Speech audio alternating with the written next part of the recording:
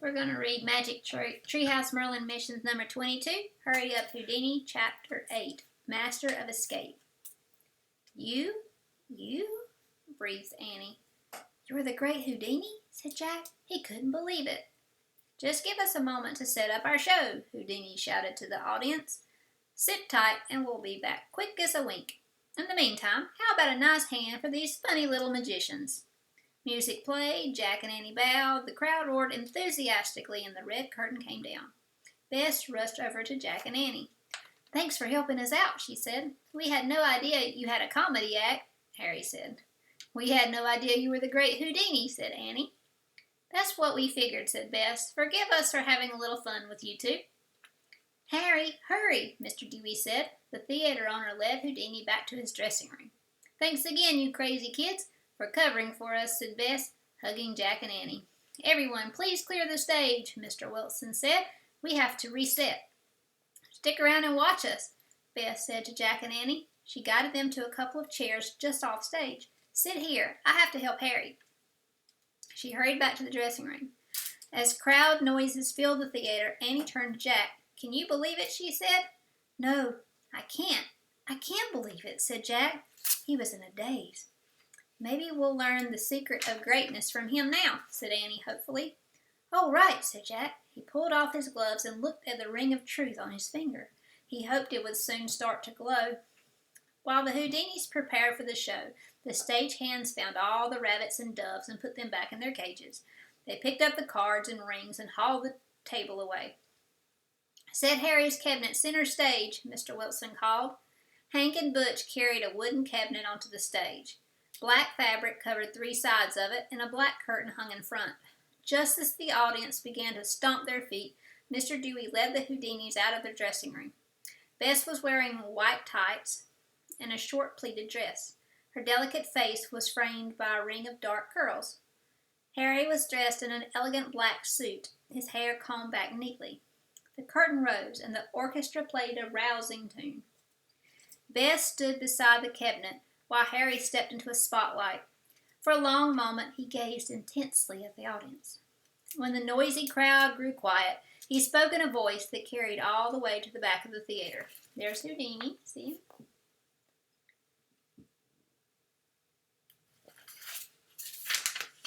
Ladies and gentlemen, I, Harry Houdini, would like to make a bet with you. I'll bet $1,000 there is no lock that can hold me captive tonight. They don't call me the Master of Escape for nothing. From that moment on, Harry Houdini was the Master of Escape. As the orchestra played, he performed easily, with humor and confidence.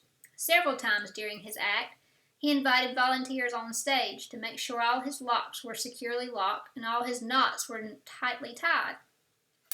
During his first trick, Houdini asked the audience volunteers to check 3 pairs of handcuffs that Bess had locked around his wrist.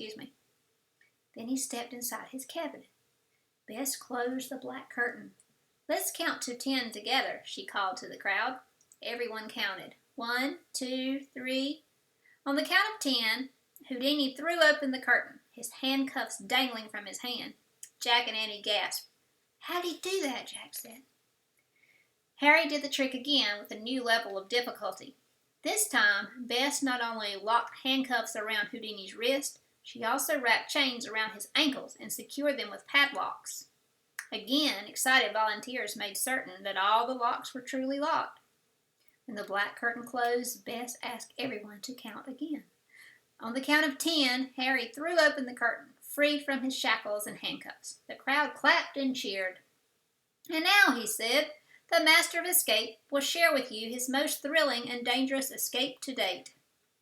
Houdini dashed off stage. The orchestra played scary-sounding music as Hank and Butch brought out a huge milk can and placed it inside the cabinet. Audience members whispered to each other as the stagehands filled the giant cans with buckets of water. Harry then reappeared dressed in an old-fashioned black bathing suit.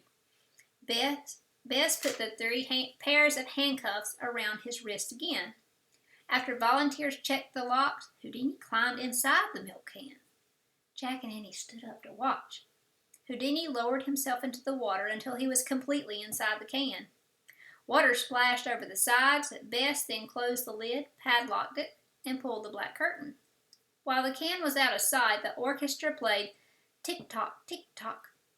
Jack could hardly breathe as 1 minute went by, 2 minutes. Someone in the audience cried out with alarm.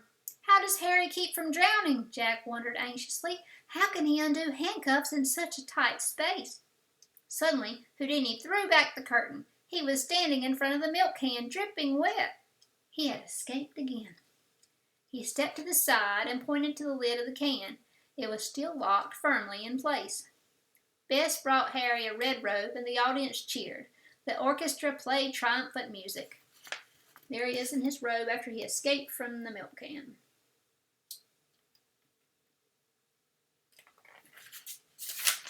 The whole time Houdini had been performing his tricks, Jack had listened carefully to everything he'd said. "Ladies and gentlemen, my brain is the key that sets me free. Ladies and gentlemen, my chief task is to conquer fear. Ladies and gentlemen, an old trick in a new dress is always a pleasant change." Every time Houdini said something that sounded meaningful, Jack checked the ring of truth. He kept hoping that some secret of greatness would be revealed. But no matter what Harry said, the gold ring didn't glow. After the milk can trick, the stage crew replaced the can with a steamer trunk. "Finally, for old time's sake, I close with the act that first made me famous," said Houdini. The drummer played a drum roll. Then Houdini shouted, "The world-famous original metamorphosis in 3 seconds. For this amazing feat, I will share the spotlight with one and only Mrs. Houdini." Harry took Bess's hand, and she curtsied for the crowd. Remember what curtsy means? Like, sort of bowed. Like a lady does. With usually like in a fancy dress you think of. "Years ago, I met this beautiful gal right here on Coney Island," Houdini said. "I love her with all my heart, but now she must become my prisoner." The audience laughed as a stagehand brought out a short, thick rope. Harry quickly tied Bess's hands behind her back. "Dear one, I must now ask you to step into this bag." Bess stepped into a large canvas bag, and Houdini tied the bag at the top. With Hank and Butch's help, Houdini lifted Bess into the steamer trunk that had been placed inside the cabinet. Then Hank and Butch closed the trunk, wrapped it with a rope, and locked it with padlocks. After volunteers checked to see that the trunk was securely bound and locked, Houdini shouted, "Behold a miracle!" Remaining inside the cabinet with the trunk, Harry closed the black curtain. As the audience watched and waited, 3 loud claps rang out from behind the curtain. The curtain was thrown open. Bess stood in front of the roped and locked trunk completely free. She quickly cut the rope around the trunk, unlocked the padlocks, untied the sack, and out jumped the great Houdini. Everyone leapt to their feet, applauding and roaring, "Bravo! Bravo!" Jack and Annie clapped and shouted with them as the Houdinis bowed again and again. "Ladies and gentlemen, let me assure you that I have shown you no supernatural powers tonight," Harry shouted. "Please know that magic is all tricks. Everything you saw tonight was illusion." You know what illusion is? No.